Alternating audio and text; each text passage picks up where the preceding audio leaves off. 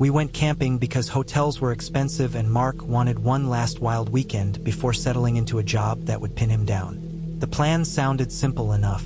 A few days near a river, fishing lines in the water, coolers full, music loud enough to carry through the trees. There were 4 of us, all in our late 20s, all tired of schedules. We drove several hours into a state forest that allowed dispersed camping. No marked sites, no neighbors, no fees. Just a dirt access road, a bend in the river, and a clearing that looked used but not maintained. The place felt right at first. The ground was flat and packed down, with old fire rings and scattered beer caps half sunk into the soil. The river moved slow and dark, reflecting the trees in broken pieces. Pines crowded the clearing on 3 sides, thick enough that daylight thinned a few steps in. The 4th side dropped toward the water. The air smelled like wet bark and fish. It was late summer, warm during the day, cooler once the sun slid behind the hills. We set up tents, 2 small domes close together. Mark insisted on putting his near the trees, saying it felt more real that way. We stacked firewood, set up folding chairs, and started drinking before sunset. Music came out early, loud and rough, echoing off the trunks. We cast lines and reeled them back in without much care. It was more about standing there than catching anything. We cooked over the fire as the sky went orange, then purple, then black. As night settled in, the forest changed tone. The sounds thinned out, insects faded. The river kept its steady noise, but everything else pulled back. The fire became the only clear shape, faces lit from below, bottles sweating in our hands. We were deep enough that phone service dropped out. The nearest town was miles away. That isolation felt good at first, like permission to forget the outside. Around midnight, I noticed movement beyond the firelight. At first it registered as nothing, just a sense of something shifting where the trees met darkness. I assumed it was my eyes adjusting or a deer edging closer to the smell of food.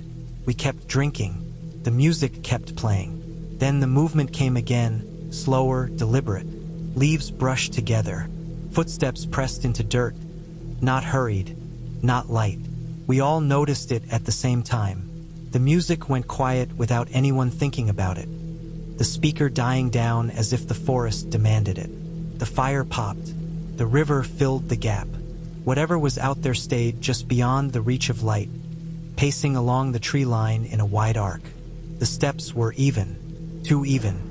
They circled once, then again. My first thought was a bear. That made sense. We were sloppy with food. Bears walked like that sometimes, heavy and careful. But bears moved low, shoulders rolling. This shape rose higher. When it crossed a break between trunks, moonlight caught it for a second. It stood upright, tall, much taller than any of us.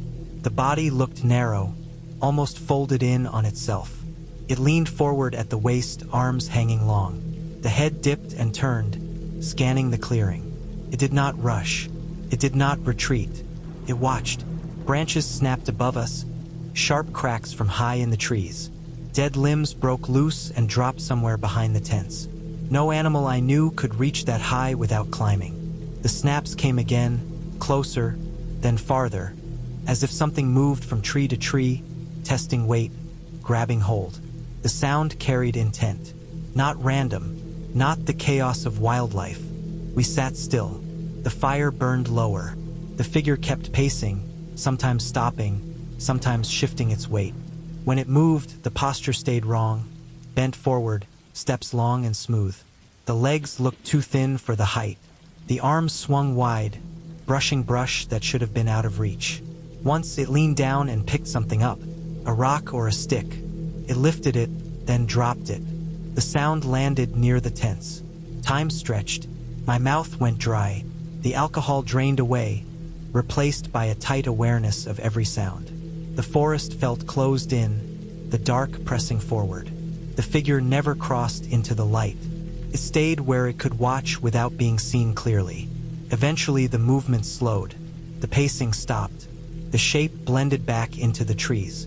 The night went quiet again, too quiet. No one suggested sleeping. We fed the fire until it burned low on its own. Dawn felt far away.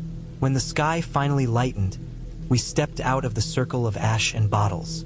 The clearing looked normal again. Birds returned, tentative at first, then loud. The sense of being watched lifted but did not disappear. We walked toward the tents. One of them had deep marks down the side. For long gouges, evenly spaced, starting near the top and dragging down to the ground. The fabric was torn through. The poles were bent inward. The marks were too straight, too clean to be from an animal claw. At the bottom of the tent, in the dirt, were prints. Boot prints. Long strides. The heel dug deep.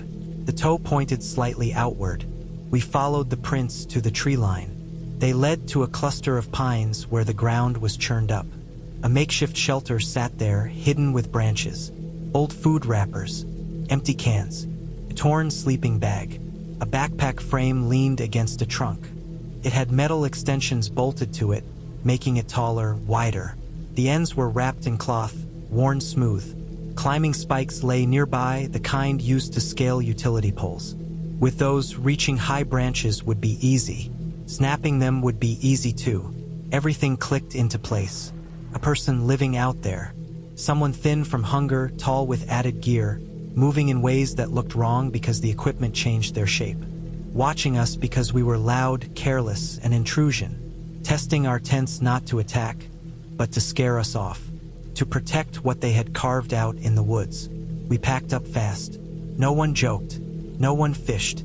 We left food behind and doused the fire until the pit was cold. As we drove out, I kept expecting to see the figure step onto the road, blocking us. The trees stayed still. Later, reports surfaced about a transient man arrested miles away for breaking into cabins, living off-grid, using climbing gear to avoid detection. The details matched too closely to ignore. Mark never went camping again. Neither did I, not like that. Cheap trips stopped feeling worth the risk. The forest was no longer empty in my mind. It was occupied, claimed by people who knew how to bend themselves into shapes that did not belong, and who had learned how to scare others without ever showing their face. I went camping because I had just finalized my divorce and needed silence. The kind that presses on your ears. No friends, no phone service, no schedule. I wanted something small and controlled, just a tent and a creek marked thin on a Forest Service map. The spot was not listed as a campsite. It was a pull-off, gravel widened by tires, room for one vehicle if it was parked carefully. Trees closed in on three sides. The creek ran behind it, shallow and fast, hidden by alder and rock. It felt private in a way that seemed earned. I arrived mid-afternoon. The air smelled clean and sharp. The road had not been graded in years. Grass grew in the center. There were no signs of recent use beyond old tire ruts pressed flat and refilled by rain. I parked facing out, habit from other trips, and walked the area slowly. No trash, no fire ring, no footprints that stood out. I set the tent near the tree line where the ground was level. I laid out my gear with care. I needed routine. I needed order. The first night passed without trouble. I cooked a simple meal, ate as the light faded, listened to the creek until it became part of the dark. I slept hard. No dreams that stuck. When I woke, the tent was cold with morning shade. Everything was where I left it. The second day was quiet. I walked upstream and back. I sat on a rock and watched water curl around stones. I felt lighter than I had in months. That night, after I turned in, I woke once to a branch snapping far away. It did not return. I slept again. In the morning, my boots were not where I left them. I kept them just inside the tent door, toes pointed out. They were 3 feet away, upright, aligned neatly as if placed. The laces were tucked in. I stood there longer than I should have. Animals move things. Raccoons like salt. I told myself that and put the boots back. I packed my day bag and noticed the tent zipper was open at the top. A small gap. I always zip it shut. I check it twice. I assumed I had rushed. I spent the day fishing without catching anything. When I returned, the zipper was closed. I did not remember closing it. That evening I built a small fire. I watched the woods as the light drained. Nothing moved beyond birds settling. I ate and cleaned up. I set my headlamp by my pillow and placed a knife beside it. I had not done that the first night. It felt practical, not fearful. I woke around midnight to a sense of pressure, not sound. The tent felt smaller. I lay still and listened. The creek masked most things. I told myself to breathe slow. Eventually sleep returned. Sometime later, I woke again. This time there was breathing outside the tent. Slow, even, long exhales through a nose. Not sniffing, not panting. Breathing that had weight to it. It came from close enough that the fabric stirred faintly with each breath. I did not move. I counted exhales. They stayed steady. I could not hear steps. Whoever it was stood still. I reached for the headlamp and turned it on without sitting up. The light pushed against the tent wall and stopped.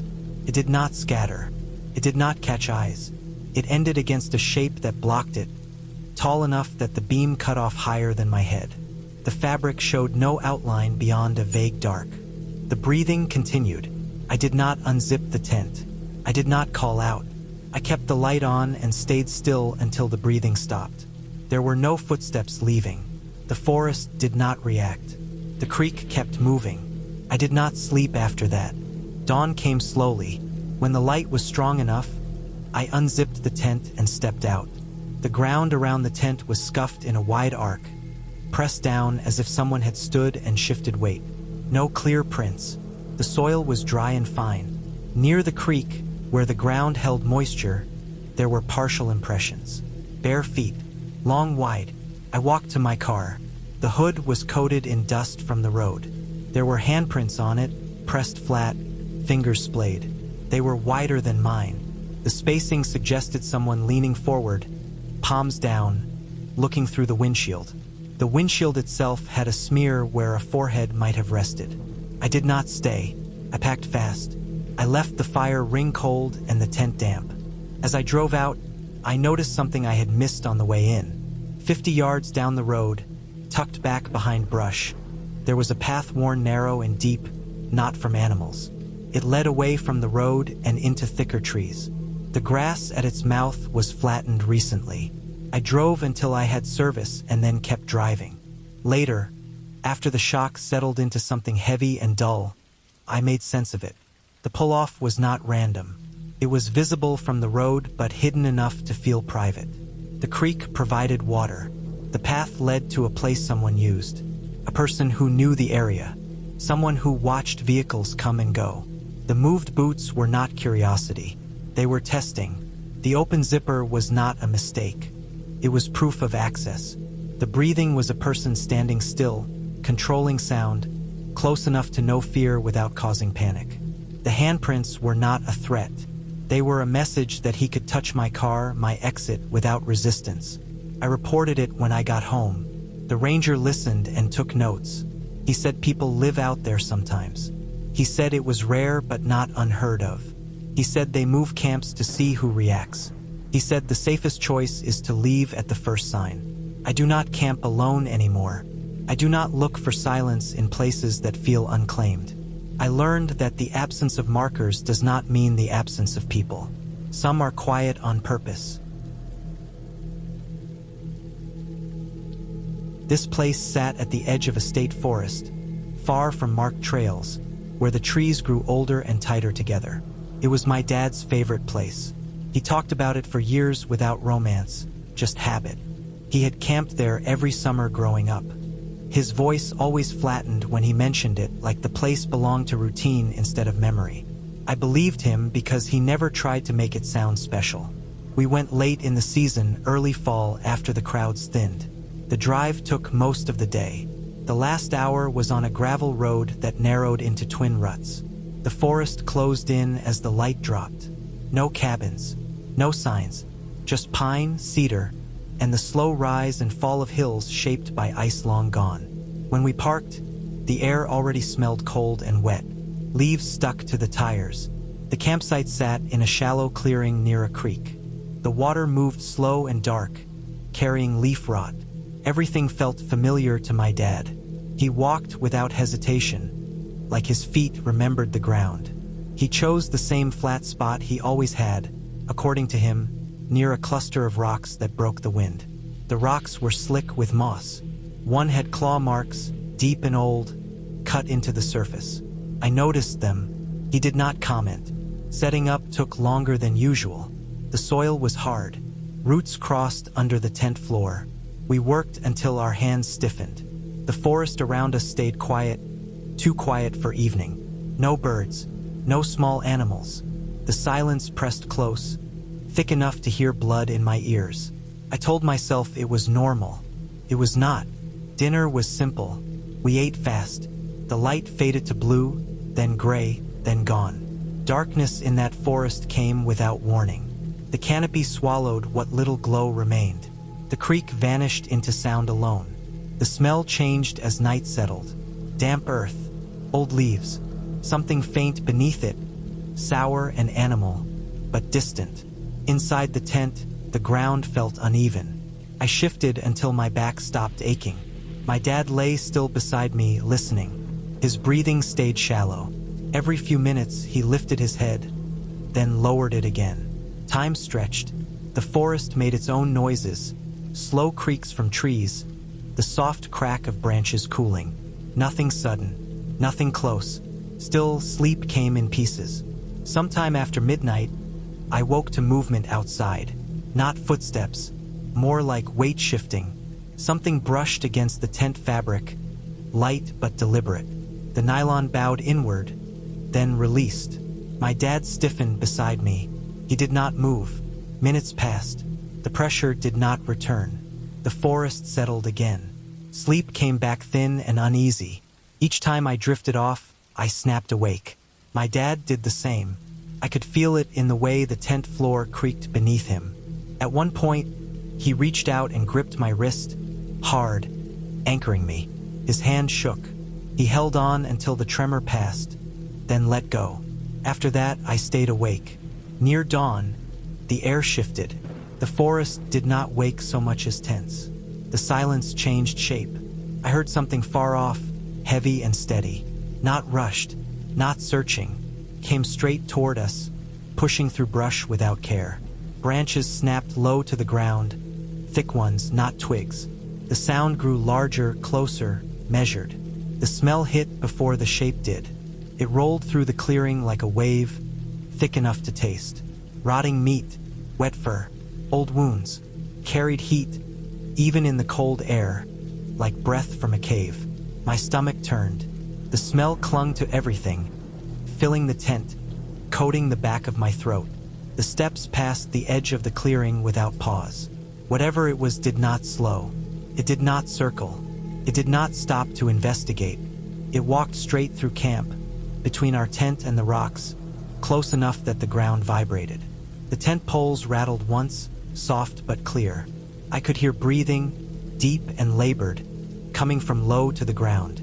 I could hear the drag of something uneven, a limp or injury. I stayed still. My dad stayed still. The steps moved past us, through the other side of the clearing, and into the trees. The smell lingered long after the sound faded, heavy and sour, slowly thinning as the forest took it back. We waited until the sky lightened enough to see the shape of the tent walls. My dad sat up first.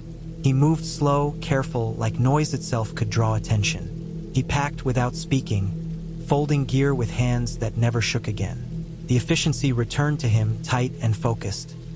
He buried the fire remains deep in the creek bed, scattering cold ash with water and mud. He wiped down anything that had touched food. He checked the ground around the tent, scanning for tracks. I saw them near the edge of the clearing. Large prints, wide, pressed deep into the soil. The claws cut forward, long and uneven. One foot dragged slightly. The path cut straight through exactly as the sound had. No circling, no hesitation. A direct line. We left as soon as we could carry everything. The hike back felt longer than the walk in. The forest stayed quiet, but the silence felt different now, alert instead of empty. When we reached the car, my dad stood for a moment, looking back at the trees. His face looked older than it had the night before, drawn tight by thought. On the drive out, as the road widened and the trees thinned, the explanation settled into place without words. The smell, the limp, the direct path. A large bear, likely male, sick or injured. Mange could strip fur and leave skin raw, infected. A wound could rot. Hunger could push it to move without caution, burning energy in a straight line toward water or a known route. That clearing sat along one of those paths, used for decades, remembered by animals the same way people remember roads. My dad had known the signs. He had heard the forest the way he learned as a child, before crowds and noise. He knew when something large moved through without fear. He knew not to draw attention. He knew that some encounters were not about curiosity or territory, just momentum. We never went back, not because the place was cursed or dangerous in some abstract way, but because the forest had changed, or maybe we had. Animals age, habits shift, paths stay. The place still exists, quiet and ordinary, waiting. My dad stopped talking about it after that. His favorite place became a memory with an ending, complete and final, explained by teeth, hunger, and the simple fact that we were not alone out there and never had been. I was 13 in September of 2008, old enough to feel brave and young enough to trust the plan. Western Pennsylvania was already cooling down at night, the kind of cold that smells like wet leaves and iron. Our scout trip was routine. 2 adults, 7 kids. We had tents that smelled like nylon and old smoke, packs too big for our backs, and lists of skills we were supposed to practice. I remember thinking more about the snacks than the woods. The place was a public forest, not deep wilderness, but far enough from roads that engines faded into nothing. The trailhead sign was chipped and leaned to one side. The trees were mostly oak and hemlock, tall and packed tight, the ground layered with years of rot that made each step soft. We hiked in during the afternoon. The air was clear, with that sharp early fall edge. We picked a site near a shallow creek. The water moved slow and quiet over stones, brown from leaves. The clearing was small. Trees crowded the edges, felt tucked away. We set up tents in a loose half-circle, fire pit in the middle. The adults checked the area for hazards and told us where not to wander. Everything felt controlled, familiar. We cooked simple food, laughed, threw pine cones at each other until someone tripped and scraped a knee. When the sun dropped, the forest closed in. The fire became the center of everything. Light reached only a few yards out before dying against bark and shadow. The first rock landed while we were still awake and loud. It hit the dirt just past where the firelight thinned, on the left side of the clearing. A dull sound, not loud enough to startle at first. Someone laughed, thinking it was a kid messing around. Then another rock came from a different angle, landing behind us, closer to the creek. That one hit a root and bounced. We all looked up. No one was standing. Everyone was visible. The adults scanned the trees. A third rock came, heavier, thrown with purpose. It hit a log near the fire pit and cracked the surface. Sparks jumped. Silence followed. The fire popped. Smoke drifted low. The woods felt too still. No wind. No bugs. We waited. The adults stood up, posture stiff, trying to look calm. Another rock came from the same direction as the first, landing in the same band of darkness, just outside the light. Felt measured. Not random. Not careless. Someone was testing the distance. The adult nearest that side stepped forward and raised his voice into the trees, calling out, telling whoever it was to stop. His voice carried, strong and practiced, the voice we listened to on hikes and drills. The rocks stopped. Relief came fast, thin and shaky. We sat back down. Someone made a joke too loud. The fire burned lower. The dark pressed in again. A few minutes passed. Then, from deeper in the woods, beyond where the rocks had come from, we heard the same voice. Same volume, same pacing, same words that had just been used. It came from the wrong direction, stretched thin by distance, but clear enough to recognize. The tone matched perfectly, down to the slight rasp at the end. No one moved. The adults did not answer, their faces drained of color in the firelight. One of them reached for the flashlight and swept it through the trees. The beam caught trunks, branches, leaves, nothing else. The voice came again, repeating, not mocking, not rushed, just exact. It sounded like someone playing a recording through their throat. I felt my stomach drop in a way I still remember, a cold slide. I understood then that whoever was out there had listened first. The adults shut everything down without explanation. The fire was fed until it burned steady and bright. Tents were pulled closer. We were told to stay put, to stay together. Sleeping bags were dragged out and laid in a tight circle around the fire, shoulders touching, backs pressed close. The adults took turns standing watch, backs to us, faces to the dark. I tried to sleep and failed. Every sound felt close. Twigs snapping far off sounded like footsteps. Leaves falling sounded like breathing. The creak seemed louder. I kept my eyes open, staring at the glow of coals, watching sparks rise and vanish. At some point, I noticed the smell. Not smoke. Something sour and sweet like old food and damp clothes. It drifted through and was gone. I thought I imagined it. No more rocks came. No more voices. The night stretched. Cold crept in. My jaw ached from clenching. When the sky finally lightened, it felt like waking from a fever. Morning showed things we missed.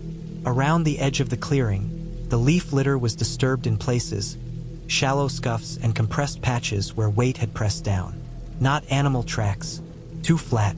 Too uneven. Near the side where the first rocks landed, the ground showed heel marks angled toward the trees. The cooler was gone. It had been heavy, filled with ice and food, wedged between two logs. The space it left behind was clean, the dirt scraped smooth where it had been dragged. We followed the marks into the brush. Branches were bent and broken at waist height, not snapped low like a deer trail. The drag marks ran straight for a while, then veered uphill into thicker growth where ferns and thorny vines tangled. After about 30 yards, the marks ended abruptly at a patch of bare dirt. No cooler, no tracks leading away. It was as if it had been lifted and carried from there. The adults stopped us from going further. They took pictures with a small camera, faces tight. We packed up fast. No breakfast, no badges. We hiked out in a line, quieter than I had ever seen that group. On the way back, one adult pointed out a spot near the trail where the undergrowth was flattened. A shallow nest of leaves tucked behind a fallen tree. There were scraps there, bits of packaging from our food, torn and chewed, not by animals. Clean tears, plastic bottle crushed by hands, not teeth. Someone had been close enough to watch us eat, close enough to plan. Later, we learned more. A ranger met us at the trailhead. The adults spoke to him away from us, but pieces carried. There had been reports that summer of a man living off the trails, moving camps often, stealing from coolers and packs. He avoided contact. He watched groups. He had a habit of throwing rocks to scare people off sites he wanted. He had been known to mimic voices, not perfectly, but close enough to confuse. He had been confronted once and ran. They suspected he had been nearby for weeks, using that area because it was close to a road but hidden enough to avoid patrols. The explanation settled into me slowly. The rocks were a warning. The voice was a test, a way to see how we would react. The cooler was the goal. The drag marks ending meant he had help or strength, or he had cached it nearby to return later. The nest of leaves meant he had been there before we arrived, maybe watching from the start, waiting for night. We did not camp again that season. I still think about how controlled it all was. No panic, no rush, just pressure applied where it would hurt most. Sound, darkness, our trust in a familiar voice. Nothing supernatural happened. No mystery remained. It was a person, hungry and careful, using the woods the way some people use streets. What stayed with me was how thin the line felt between a normal night and something worse, how easily a voice could be taken from you and used against you, and how the forest held everything without reacting, the same before and after, indifferent to what watched from the trees. September 2020 felt quiet in the Pacific Northwest in a way that made every sound sharper. Campgrounds were half empty. Trailheads had fewer cars. People stayed apart. I went alone because it was easier and because I needed the space. I picked a Forest Service road that ended near a river bend and hiked a mile in to a flat clearing I had used once before. Tall firs closed the sky. The air smelled wet even though it had not rained that day. Moss covered everything that did not move. I set up before dark. One small tent, one headlamp, a cheap stove. The ground was soft and dark with years of needles pressed into it.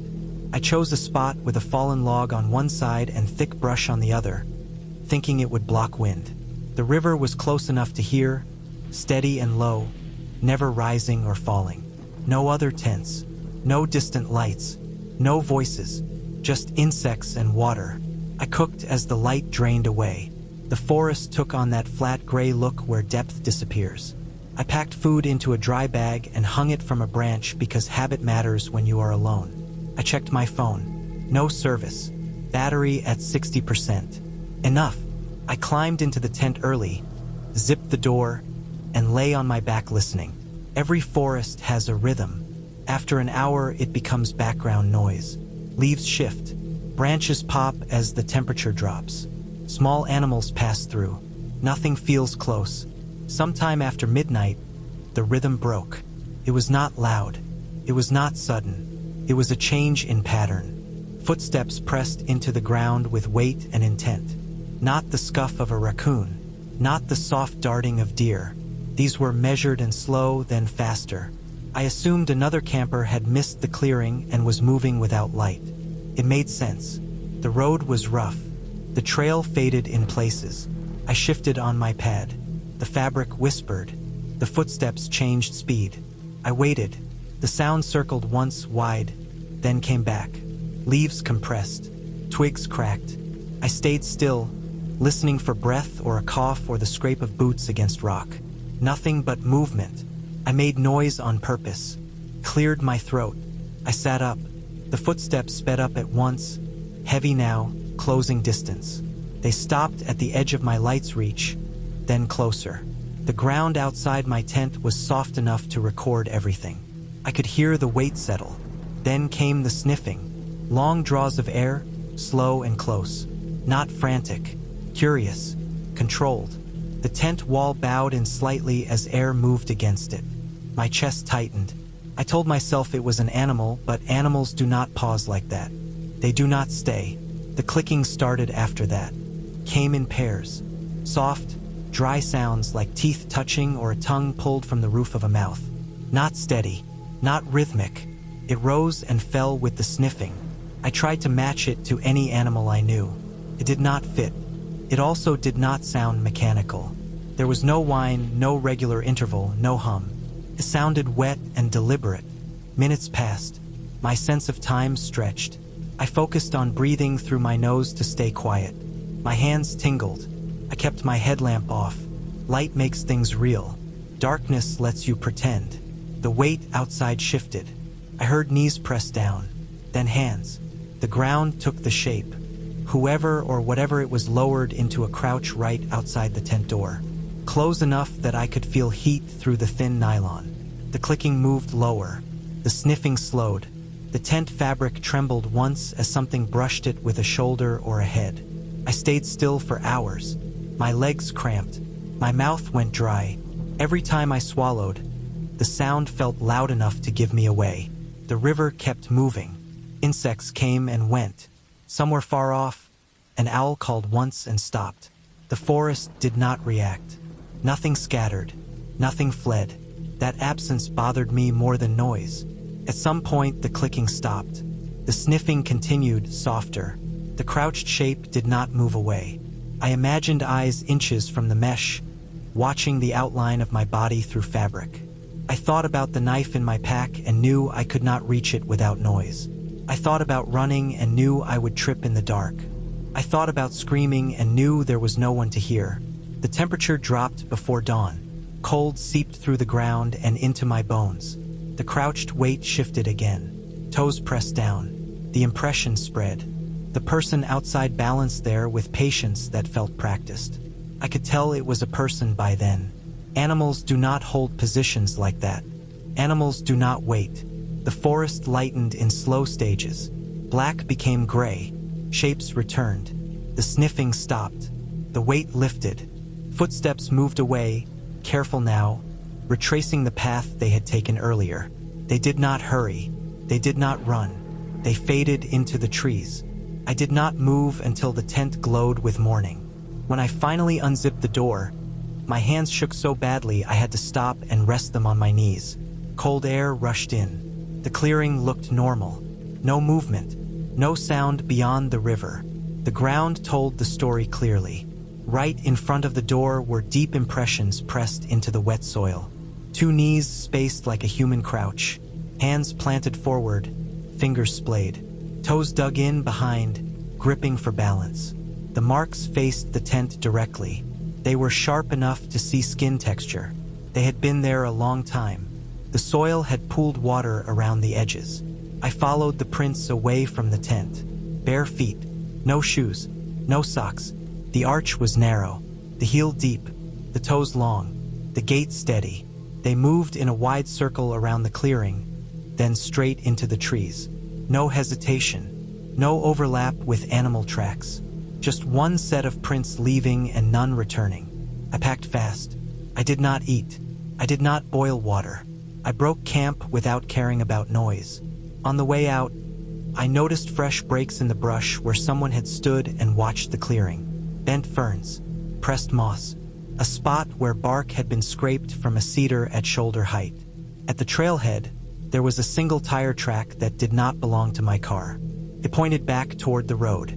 I drove straight to a ranger station. I described what I found without adding emotion. The ranger listened and nodded in a way that meant this was not new information.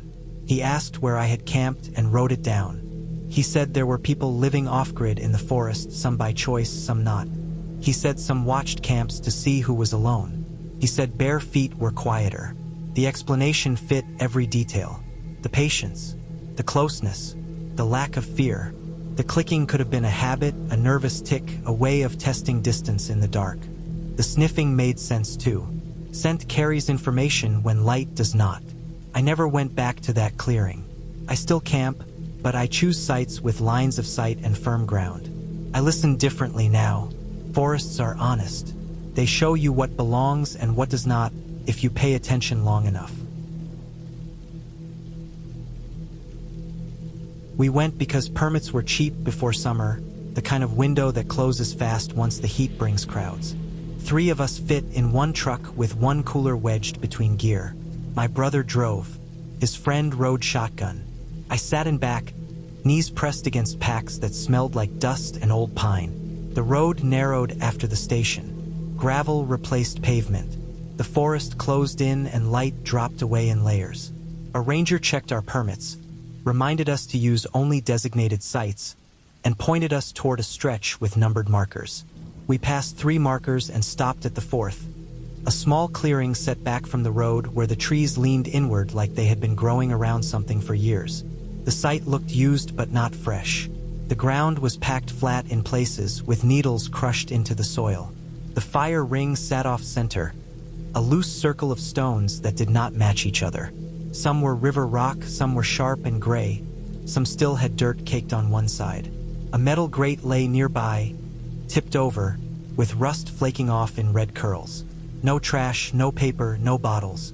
The quiet felt clean, but also held tight like Saond had trouble moving there. We set up while the light lasted.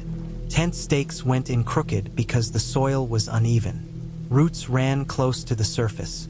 The air smelled wet even though it had not rained. Somewhere far off, a bird kept calling. A short, sharp note repeated until it stopped all at once. We ate early from the cooler, hands greasy, backs against logs dragged closer to the fire pit. The fire burned low and steady, not popping much. Smoke went straight up, then flattened under the canopy and drifted off slow. Night came in clean slices.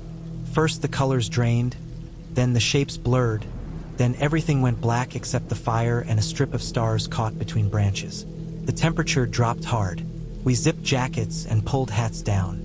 The woods did not fill with noise the way they usually do. No insects hummed. No small animals rustled. It felt like the forest was holding its breath. The first sound came from behind the tent. It was not loud. It was the sound of weight shifting, a foot settling into dirt. Then another, slow, measured. The steps moved in a curve, wide at first, then closer. When we leaned in toward the fire and lowered our voices without thinking, the steps slowed too. When we went quiet, the steps stopped. The space beyond the fire stayed dark. No beam cut through, no metal clinked. The firelight pushed back only so far, and everything past that line stayed flat and empty. Time stretched. The steps started again, farther out now, then closer, tracing a circle that did not wobble. It felt deliberate, like someone walking the edge of a fence.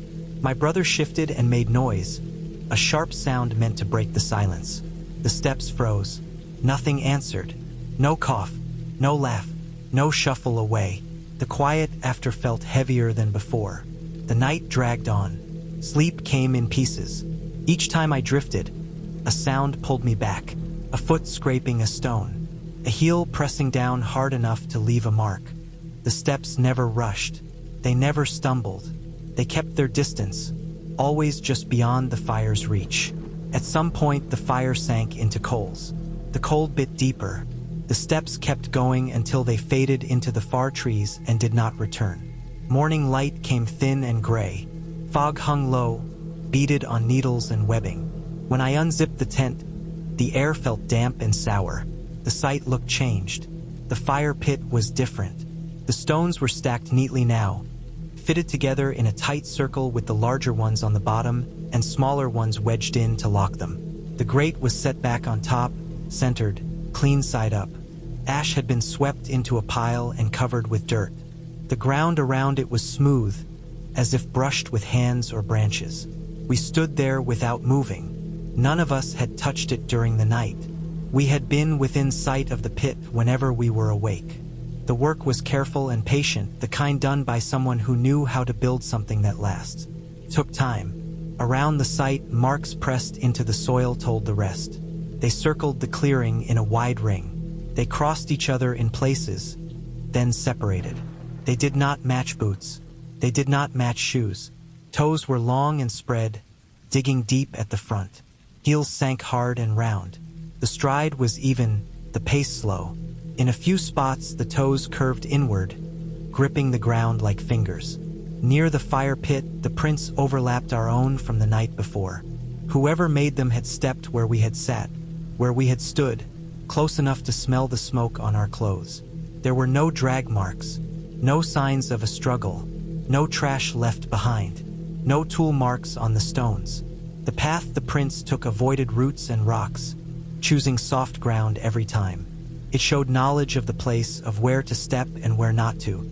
The prints led off toward the trees, then vanished where the ground hardened and needles thickened. We packed without eating. Hands shook. The zipper teeth rasped loud in the quiet. The cooler lid snapped shut. We checked the site one last time, scanning the tree line, the shadows between trunks. Nothing moved. The forest had started to wake up again. Insects buzzed. A bird called from close by. It felt wrong, like a mask put back on. On the drive out, the road seemed longer. The trees thinned near the station. We stopped and reported what we found. Later, a ranger walked the site with us. He studied the pit and the ground, took photos, measured prints with a small ruler. He did not speculate. He wrote notes. He told us the area had old trails used long before permits and markers. He said some people lived rough out there seasonally, avoiding roads and camps with lights. He said bare feet were not uncommon for those who spent months moving through forest, skin toughened, steps careful to avoid sound. He said the fire pit rebuild suggested someone who took pride in order and did not like camps left messy or wrong. He said our site was close to a path most hikers never saw. The explanation fit. It left no gaps. Someone had been there, watching, making a point without showing a face. The circling was a warning. The work in the morning was a correction. The prints told us how close they had been, and how easily they could have stayed closer if they wanted. We drove home in silence. The truck smelled like smoke and damp gear. My hands still remembered the feel of cold stone stacked by someone else's careful fingers. Weeks later, the image stayed clear. A ring of rocks set just right. Footprints placed with intent. A night spent under trees that knew a path we did not. I do not camp outside marked sites anymore. I do not trust quiet that listens back. October of 2012, I was 23 and set on proving I could handle things on my own. I picked a quiet section of the Appalachian Trail for a short solo hike, one that guidebooks warned would be thin on traffic that time of year. The leaves were already down in places. The nights were cold enough to numb fingers. I wanted that. I wanted the silence and the work. I told myself it would make me tougher. The trail felt abandoned from the first mile. No fresh boot prints. No cigarette butts. No candy wrappers. The woods had that late-season smell. Wet earth and old leaves pressed flat by rain. The trees were bare enough that the ridgelines showed through, gray and distant. Every sound carried. My own breathing sounded loud. By late afternoon, my legs were heavy and my hands were stiff. I reached a shelter tucked just off the trail. A simple three-sided structure with a low roof and a dirt floor. Smoke stains marked the rafters from years of small fires. I expected it to be empty. Instead, a man sat inside near the back wall. He did not look up when I stepped in. He sat hunched forward, elbows on his knees, working a piece of wood with a knife. Long curls peeled away with each stroke and dropped to the floor. The motion was slow and steady. The sound cut through the quiet. A dry scrape over and over. I stood there longer than I meant to. My pack creaked as I shifted my weight. He did not react. His hair was dark and unwashed, hanging down past his ears. His jacket looked older than mine, faded to a dull green. There was a small pile of carved shavings by his boots. The piece of wood in his hands had already taken shape, thin and pointed. I moved to the opposite side of the shelter and set my pack down. I kept my movements calm and ordinary.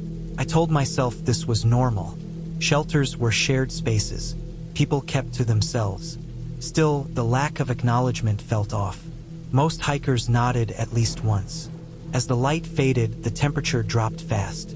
My breath fogged in front of me. I laid out my sleeping bag and pad. The man kept carving. He never changed pace. I noticed he had no pack set out.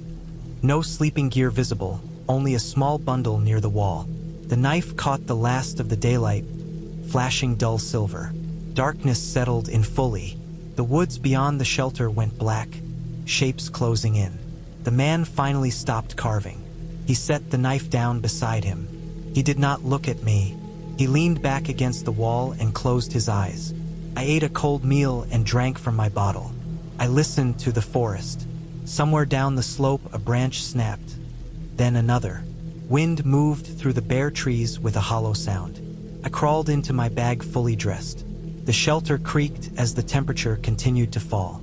Sleep came in pieces. I woke often, each time thinking I had heard something.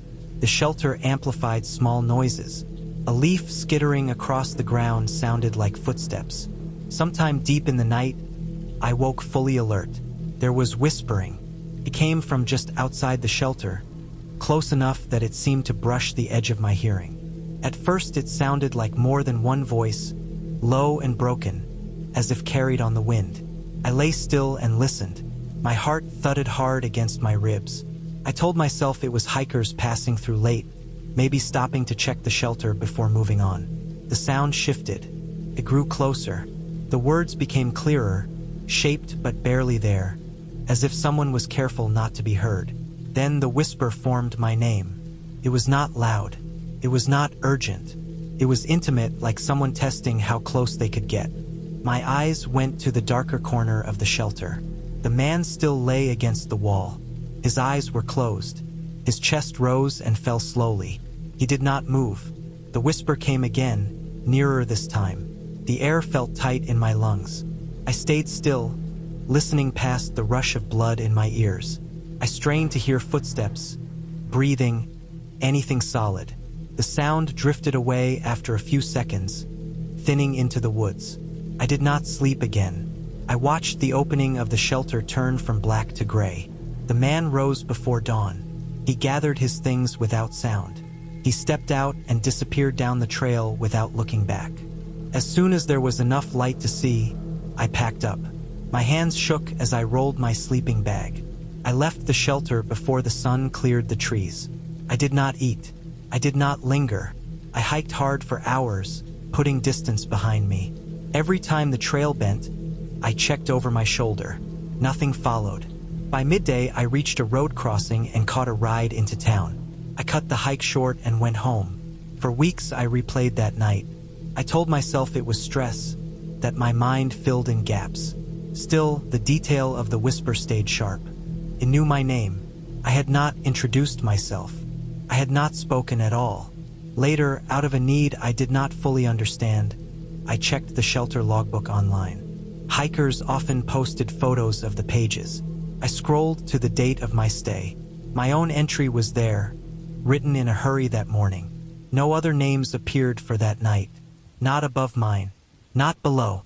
The shelter was listed as empty. That bothered me enough that I kept digging. I contacted a trail maintainer who posted updates for that section. He told me, in a general way, that they had dealt with a transient individual around that time who avoided signing logs and moved between shelters late in the season. He carved tent stakes and tool handles to sell or trade. He liked isolated sections. He had been reported for unsettling behavior, nothing criminal enough to remove him. The explanation settled into place slowly. The man in the shelter could have learned my name from my pack. I had clipped a tag to it with my first name written in marker. He could have read it while I was setting up, or while I slept. The whisper could have been meant to scare me out, to claim the shelter alone, or simply to see my reaction. The lack of a log entry fit someone who did not want a record. Once I accepted that, the fear shifted. It became heavier, not lighter. There was no mystery left to soften it. There was only the fact that a stranger chose to test how far he could go with another person in a place with no witnesses. I stopped hiking alone after that. I still think about that shelter when October comes around. I remember the sound of the knife on wood, the way it scraped at my nerves long before anything else happened. I learned that night that being alone in the woods does not mean being isolated from people. Sometimes it means you are easier to reach. We chose the spot because it looked empty on satellite images. A pale clearing by a lake, no structures, no docks, no faint lines that hinted at roads. The drive-in took 3 hours on logging roads that barely deserved the name. Packed dirt, ruts hardened like bone, stretches where grass grew up the center and brushed the underside of the truck. We passed old cut blocks choked with regrowth, then long corridors of trees that shut out the sky. No signs, no tire tracks that looked recent. When we finally stopped, the engine noise faded and the silence settled in fast, thick, and heavy.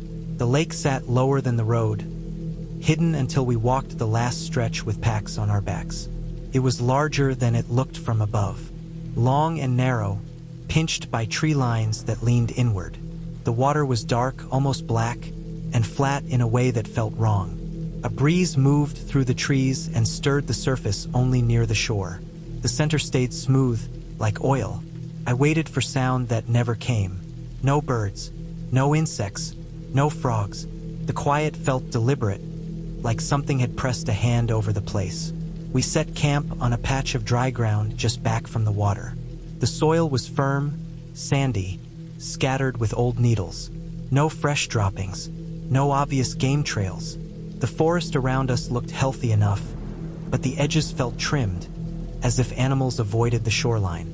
We pitched the tent with care, checked zippers, staked it down hard. The fire pit was bare dirt. No ring of stones, no ash, no sign anyone had been there before. That should have felt good.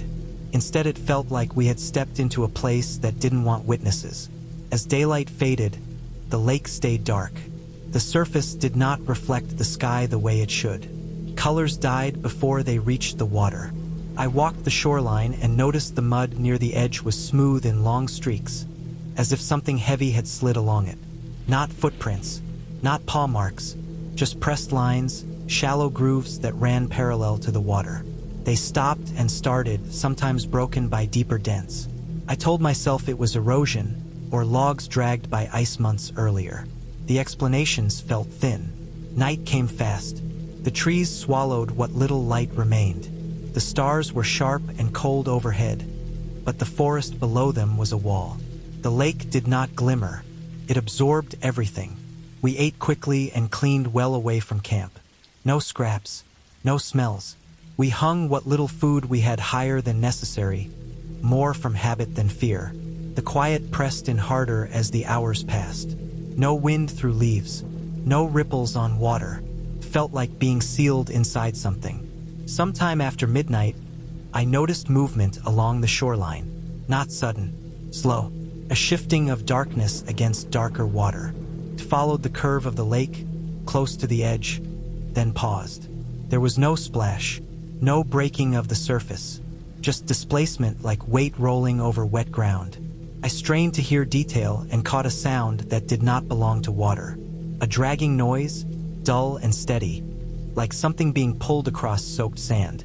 I tried to anchor the sound to a known animal. Bear steps had rhythm and pause. Deer were light, sharp, and fast. Moose moved with clumsy weight but splashed when they entered water. This was different, heavy but low, continuous. Stopped again, closer now, then resumed. The sound traveled toward our camp, then veered away, as if following the shoreline rather than us. I stayed still and watched until my eyes burned, then crawled into the tent and zipped it closed with care. Sleep came in fragments. Each time I drifted off, my body jolted awake, tuned to the quiet. The darkness inside the tent felt thicker than it should. At 3:40 a.m., the tent wall pressed inward. Not a brush, not a stumble. It bowed slowly, fabric stretching, stakes groaning as something leaned against it. The shape was broad and low. I could see the outline of pressure without detail, like a body pressed close enough to steal the air. A wet sniffing sound came through the fabric. Slow inhalations, damp and heavy, followed by longer exhales that fogged the tent wall from the outside. The smell reached us then, sharp and sour, like stagnant water mixed with rot. The pressure shifted, moved along the side of the tent, then returned to the same spot, harder this time. The ground vibrated faintly, enough to feel through the thin floor. I stayed still, muscles locked, counting breaths without knowing why. The pressure eased. The sniffing continued for a few seconds, then faded. The sound of dragging returned, closer to the water again, then farther, then gone. The tent wall slowly sprang back into place. The fabric trembled and went still. I waited for a long time, staring at the ceiling, listening for anything that would confirm what had just happened. Nothing came. The silence returned, complete and suffocating. When morning finally arrived, it felt earned rather than natural. Gray light seeped through the trees and revealed the lake unchanged. Still dark, still flat. We stepped out of the tent together and saw the ground beside it pressed down. Needles crushed, soil compacted into a shallow oval where something heavy had stood. The stakes nearest that spot were bent inward. The fabric was smeared with damp mud, streaked in a way that showed slow movement rather than a strike. We followed the marks toward the shoreline. The tracks were clearer in daylight. They were not prints. No toes, no hooves, just wide impressions, uneven with dragged edges. Some spots showed where weight had paused, sinking deeper into the mud. Others were long smears where something had slid forward without lifting. The path led straight into the water. The mud at the edge was churned and pressed down, then smoothed out beneath the surface. There were no marks leading back out. We walked the shoreline in both directions. The same smooth streaks appeared in patches, always near the water, always leading along it, never away. We found no scat, no fur, no blood, nothing that fit cleanly into a known pattern. The smell lingered near the water, stronger there, a mix of decay and wet earth that clung to the back of the throat. The explanation came together slowly, built from small details we had missed at first. Near the far end of the lake, half submerged and hidden by reeds, lay the remains of a large animal, a moose or what was left of one. The hide was sloughing off in sheets. The legs were twisted at wrong angles. The torso had bloated, split, then collapsed. It had been in the water long enough to change it, to strip the oxygen from the shallows, to drive insects and birds away. The lake had gone silent because it was sick. The tracks made sense then. An injured animal, likely struck or weakened months earlier, had dragged itself along the shore before dying in the water. The weight, the low movement, the dragging sound. The wet sniffing was the smell of decay carried on its breath, or what passed for breath as gases escaped the body when it shifted. The pressure on the tent had been a blind, dying mass leaning into anything solid as it moved, guided by instinct toward water. Nothing came back out because nothing could. The body had finally settled, sunk, and stayed. The lake would remain wrong until time and weather cleared it, if they ever did. We broke camp without delay. The drive out felt longer than the drive in. The forest stayed quiet until we reached the road, where birds finally appeared and insects hummed like nothing had happened. The relief was sharp and physical. Even now, when I think of that place, I remember the way the tent wall bowed inward, slow and deliberate, and how real it felt to be pressed against by something that was not hunting, not curious, just heavy, lost, and dying. I didn't tell anyone where I was going because it was a last-minute decision. I had finished a job earlier than expected and felt restless in a way that wouldn't settle. I packed my truck with what I already had: a small tent, a sleeping bag, water, a cooler with ice already melting. I drove until pavement turned to dirt, then drove more, following a dry wash that cut through low hills and scrub. The place felt empty in the way deserts do, quiet but not calm. The ground was pale and cracked, scattered with stones that looked the same until you knelt and touched them. Some were sharp, some smooth. The air held heat even as the sun dropped. I parked near a bend in the wash where the banks rose just high enough to block the wind. Tire tracks crossed the area but looked old, softened by weather. I walked a slow circle before setting up, scanning for trash or footprints. I saw nothing fresh. I pitched the tent on a patch of compacted dirt, staked it down, and laid out my gear. The light faded fast. Shadows filled the wash, turning shallow dips into dark pits. I cooked a simple meal and ate standing up, listening.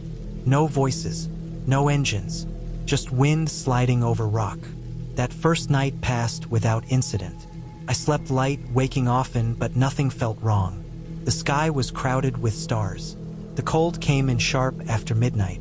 I zipped the bag higher and breathed through my nose to keep the air from burning my throat. At dawn, I stepped out and stretched.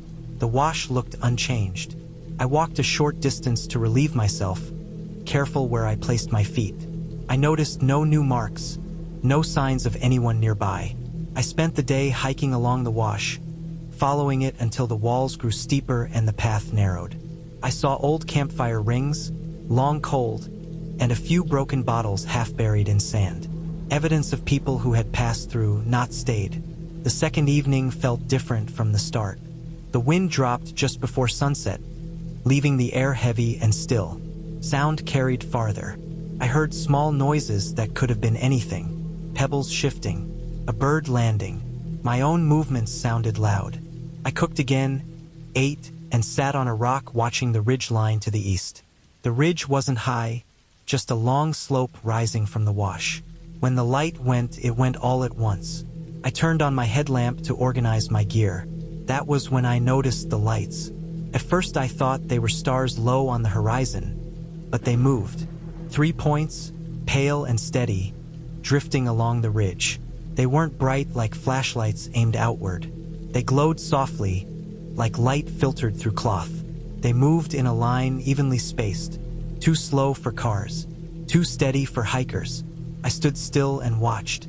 When I turned my headlamp off, the lights stopped. They didn't flicker or fade.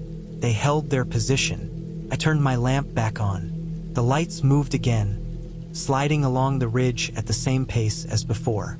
I tested it once more. Lamp off, lights still.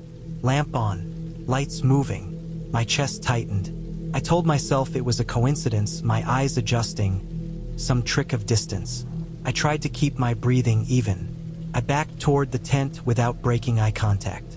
The ground felt uneven under my boots. I zipped the tent closed and sat inside, lamp off. Through the thin fabric, the ridge was just a darker band against the sky. I waited, my ears strained. I heard nothing that sounded like footsteps. No voices, no metal clink. After a long time, I turned the lamp on again, slow and careful. The lights were closer now, still on the ridge but lower than before, as if the people carrying them had found a path down. I turned the lamp off and stayed still. My heart hammered. Sweat gathered along my spine despite the cold. I lay on my side, facing the tent wall, and forced myself not to move. The fabric rustled faintly as the wind returned in short breaths. Hours passed like that. I must have slept at some point because I woke to gray light leaking through the tent seams. The first thing I saw when I unzipped the door was the stones. A small pile stacked neatly beside the tent, close enough that I could have reached out and touched them from where I slept. 5 stones, arranged from largest at the bottom to smallest at the top. They hadn't been there the night before. I was certain of it. I had stepped around that exact spot multiple times. I knelt and hovered my hand over them. Heat rose from the pile. I touched the top stone. It was warm, like it had been sitting in the sun. The sun wasn't up yet. The wash was still in shadow. I stood up slowly and looked around. The ground near the tent showed disturbed sand, smoothed over but not perfectly. Footprints had been brushed away with care, but I could still see faint arcs where something had dragged. The ridge was empty. No lights, no movement. The air smelled faintly of something oily. Not smoke, not fuel. Something I couldn't place at first. I didn't pack right away. I walked a wide circle, eyes scanning the ground. Near a cluster of scrub, I found a shallow pit covered loosely with sand. I brushed it aside with a stick. Inside were ashes, still warm, and the remains of chemical heat packs, the kind used for hands. The smell made sense then. The stones had been heated deliberately. Someone had carried them down and stacked them while I slept. Farther out, near the bend in the wash, I found tire tracks that weren't there before. Narrow, deep, from something heavier than a dirt bike. They led in from a side trail I hadn't noticed and turned around not far from my camp. The tracks overlapped older ones, blending in unless you knew what to look for. I followed them a short distance until they disappeared into harder ground. The explanation came together slowly, piece by piece, as I forced myself to think instead of panic. The lights on the ridge weren't random. They were a test. Someone was watching my reactions, gauging whether I would move, whether I would turn off my lamp, whether I would come out to investigate. The stopping and starting matched my light because they wanted control of the situation. The stones were a message, not a threat in the way movies make threats obvious, but a demonstration of access. They had been close enough to touch my tent, close enough to hear me breathe. They wanted me to know that. I packed fast after that, hands shaking but focused. I didn't eat. I didn't sit. I kept my head up and my back straight, scanning the wash and the ridge as I worked. When the truck was loaded, I took one last look at the stones. They were already cooling. Whatever heat source had been used was gone, taken away with the rest of the evidence. The drive out felt longer than it had coming in. Every bend made my shoulders tense. I checked the mirrors constantly, half expecting to see lights behind me. The dirt road met pavement and nothing followed. When I reached a gas station miles away, the normal sounds felt overwhelming. Engines, doors slamming, voices. I sat in the truck for a long time before getting out. Later, after sleep and distance dulled the edge, I looked into the area more carefully. The wash was known for illegal activity, smuggling routes, stash points, people who worked at night and avoided attention. My camp had been too close to something they wanted to keep quiet. They hadn't hurt me because hurting me would have brought questions. The stones were enough. A clear signal delivered without words. I never went back. I don't camp without telling someone where I'm going anymore. I don't set up in places that feel hidden just because they look empty. The desert holds tracks longer than people think, and some of them aren't meant to be followed.